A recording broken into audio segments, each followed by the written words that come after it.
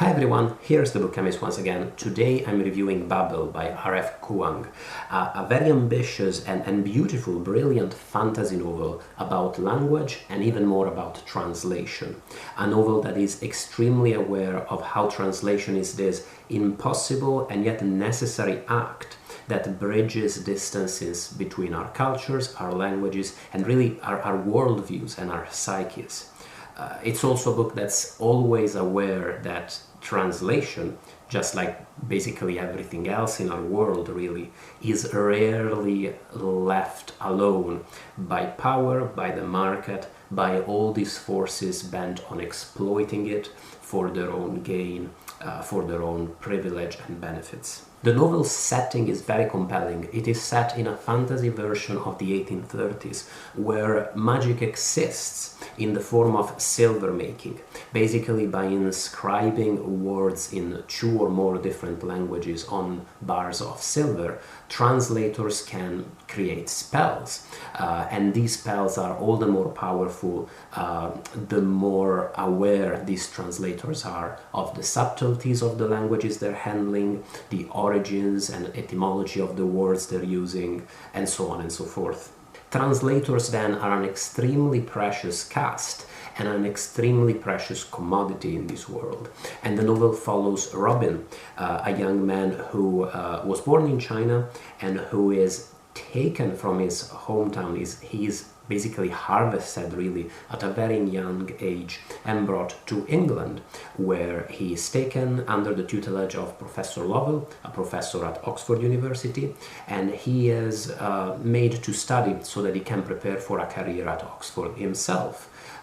This greatest of the world's universities and the greatest seat of translators in the British Empire. Robin's life then is one of great ambiguity from the start.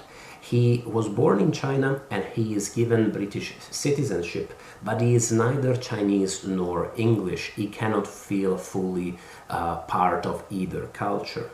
He is also given access to a life of great privilege. He has access to private tutors. He can study for this golden future, and he is well fed. His life under Professor Lovell's tutelage is very different from the life of poverty and near starvation that he experienced in China. But at the same time, he is also not really free to enjoy this life. If anything, he is a sort of slave, really, forced to follow the path that has been set for him and forced to use his native gifts for his native language in the interest of his master's plans. These ambiguities are then exacerbated and embodied in Oxford itself. A city of dreaming spires and golden stone, a place where he has access to all the books he can possibly read, a place where his every need is tended to, his room is clean for him, he has access to plentiful food, although not food of brilliant quality, but also a place that is based on an impossible system of injustice and oppression. It's all the pillaging of the British Empire that allows a place such as Oxford to prosper, precisely so that Oxford itself could use its research, could use its power to perpetrate the interests of the British Empire. I love Oxford. I've lived there many years and it is one of my favorite cities in the world. But Babel, especially in its first part, is very good at talking about the ambivalent feelings that places such as Oxford can inspire in you. Places that are at the same time the pinnacle of their country's culture. But precisely because they are a pinnacle, they are based on all the violence, all the inequality and the injustice that makes it possible for all this wealth to accrue in these places. There is a beautiful passage in Gravity's Rainbow by Thomas Pynchon where 2 characters discuss the fact that places such as Harvard or indeed places such as Oxford are really places where the powerful people of the world go to perpetrate their dynasties, to split up the world among themselves, and the educational aspect of these places is almost an afterthought, is almost secondary. It actually is secondary to this factor, to this purpose. Robin, indeed, in the novel, although he is a hard-working student, enamored with culture and with learning, he rubs shoulders with the usual poshos that you find in places such as Oxford, people who just go there to party and get drunk and act obnoxiously, but who will still inherit their father's firms or their father's lands or their father's political careers. Through its fantasy elements and through its depiction of the relationship between the center and the provinces in the British Empire, Babel argues in a way that is very natural and very convincing how our languages are not just tools that we use to communicate, but how they build our entire worlds, the way we see and experience life, and how the great questions of history, the clashes and intrigues of nations, come to influence every aspect of our daily life, from the way we interact with the people we meet on the street to the very contents of our breakfasts. It reminds us very naturally and in a very beautiful way that every aspect of life is political, everything is political, a fact that might be uncomfortable, but it is still true. Like all historical fiction and all speculative fiction, Babel talks about a place that is seemingly very far from our own, to comment on our own world and on the problems of our world. It comments, for instance, on how little oppressed and exploited people in the provinces of empire get back from all the resources and all the fundamental things that they contribute to the empire.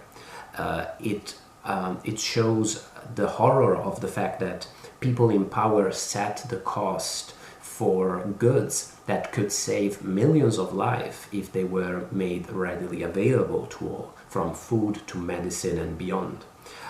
It reminds us that the market very often is what dictates the flow of research and of scientific development, and how perverse and wrong that is, how it leads to developments that help, that create minor advancements for the wealthy people of the world. They create useless gadgets for the rich, instead of directing these noble pursuits in a direction that would be most useful to people who own less but whose needs are much greater. I think Babel is a brilliant book. I think its characters are maybe a little simplified, but that is perfectly understandable for a 600-page fantasy novel that has to cram a lot of world building, a lot of plot, a lot of action and developments in its 600 pages. And does so beautifully, by the way. The rhythm, the pace of Babel is masterful, and it's a very engaging,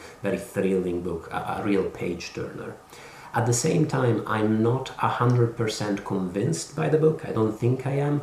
And to be honest, this is such a provocative and such an ambitious book that I doubt anybody could be 100% on board with it because of its very nature.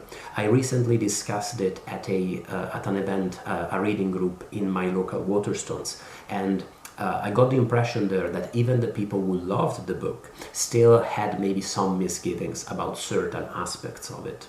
At times it seemed to me throughout the reading, especially toward the end, that Babel assumed a bit of an anti-intellectual attitude, and definitely an attitude of justification in the way of political violence, that I found simplistic at best and very misguided at worst. For instance, I couldn't shake the feeling toward the end that the book is not so much ambivalent about Oxford's contradiction, but maybe just hates its guts, which I understand it's a legitimate attitude, but it's obviously important to flag that Oxford and places like Oxford, their wealth is based on oppression, on injustice and inequality. But at the same time, I'm not necessarily certain that places like, if I wanted to play devil's advocate, that places like Milton Keynes or Bury St. Edmunds aren't also based on a system of oppression and inequality. The exception being that Oxford gave us penicillin and Shelley, at least. Similarly, the book's depiction of the British Empire turned it into some kind of almost fantastical supervillain, a Mordor or some kind of Star Wars supervillain. instead of treating it as one manifestation, if perhaps the most successful, or of a more universal type of evil that might be based on a certain historical moment, on a certain historical model, potentially even on certain aspects of human nature. I'm not saying this to dismiss the book's political angle. For the love of God, I'm not saying it to defend the British Empire. I'm just saying it because I got the feeling at times that the book's antipathies for its specific enemies perhaps were detrimental to the clarity of its historical and political vision and perspective, in the same way as Robin's anger for his enemies, for the specific injustices that he has witnessed throughout his life, in the end cloud his judgment and make him thirst for blood and for violence. The next point is fairly controversial, and I look forward to hearing what you thought about it, but I also thought that the novel was fairly racist. And what I mean by this is that race seemed to be the most important aspect of their selves and of their life for basically all of the characters. I think Professor Croft toward the end of the book is the only exception to this otherwise general rule. What I mean by that is that whenever the characters had to make a decision in the novel, a difficult moral conundrum, a difficult choice, they always sided with what they perceived to be their race. That seemed to be the decisive factor for them, not their identity as scholars, as friends, as people who base their identity on any other thing, but the race seemed to be the decisive factor, which I just found a very interesting thing about the novel. Hopefully a misguided thing. I look forward to hearing what you thought and if you had a similar experience. You know what I found quite funny is that a book that is so fundamentally anti-English, at times virulently so, comes with a sticker on the cover that says British Book Awards winner, Book of the Year, and I find this is quite common with French literature, American literature, British literature, all the literature of these empires, who are very good at praising these novels that criticize them because they co-opt these sorts of oppositions. It's part of the imperial cultural worldview that you are so certain of your cultural hegemony and cultural power that you welcome criticism of your history, of your system. You absorb it, and in this way you diffuse it, if you will. I just found it very curious, really. A final note on the two characters that I found in many ways most interesting in the novel, Professor Lovell and Letty. Professor Lovell, I found, was one of the most subtly characterized and interesting figures in the novel, because he is the representative of something that I think is quite common. He is a scholar of Chinese culture, and he is clearly fascinated with Chinese artifacts, the Chinese language, Chinese history, but at the same time he is also incredibly racist and considers the Chinese an inferior race, and he has all these prejudices about them. I think this is actually very true to life. I think it's quite common for people who hate a certain culture, a certain group violently, to also experience certain feelings of fascinations for them. The two are almost entwined. And in a book where some of the other villains, as I said, felt a bit cartoonish, I thought that Professor Lovell's evil was much more true to life and much more complex. As for Letty, what I found interesting there was that I thought that the book was quite unfair to her. The way the other characters treat her was a bit unfair. Her evolution in the course of the novel was a bit uncalled for. But the question at the end of the day with Letty is, do I only think these things about her because I'm white? The book makes a point time and again that Letty is unable to fully empathize with her friends' plight because she's white and they're not. This is the racism I was talking about before. The novel makes shows how, when confronted by their arguments, rather than fully listening to them, she just defends her culture, her country. She provides her own perspective and tries to impose it on her. And I guess just as Letty is always taking the white people's side, I wonder if I'm doing the same with Letty as I experience the novel. In discussions, in conversations that I've had, I got the feeling that a lot of people seem to side with Letty. Not all of them white by all means, and I just all these ingredients are floating around, all these considerations are obviously in my head as I try and understand how I feel about the book, how I approach the characters, and it's an interesting dilemma, and it's the kind of stimulating question that Babel engenders. I think it's a brilliant book. I think it's obviously very stimulating, and I look forward to hearing what you thought. I'm assuming this one will be quite divisive, but I might be surprised, and I've been surprised before by your comments and your reactions to some of the books I talk about.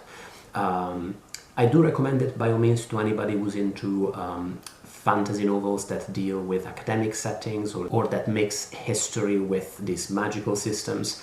Jonathan Strange and Mr. Norrell by Susanna Clarke would be an obvious parallel, although obviously the tone of the two books is very different. Look forward to discussing it in the comments. As always, thank you so much for watching the review, and thank you to my patrons for supporting the YouTube channel, and bye everybody.